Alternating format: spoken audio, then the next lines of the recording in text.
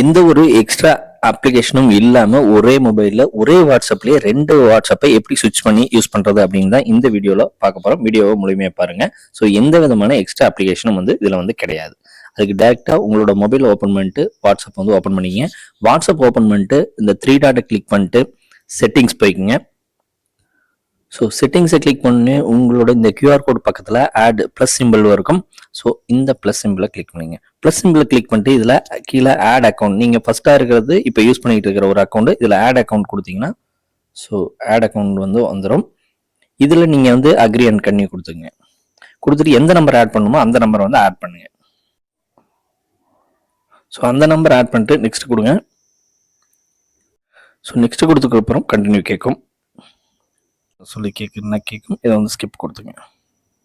இன்னொரு அக்கௌண்டோட வாட்ஸ்அப் இதில் ஷோ ஆகுது. இதை நெக்ஸ்ட் கொடுத்துக்கிறேன்.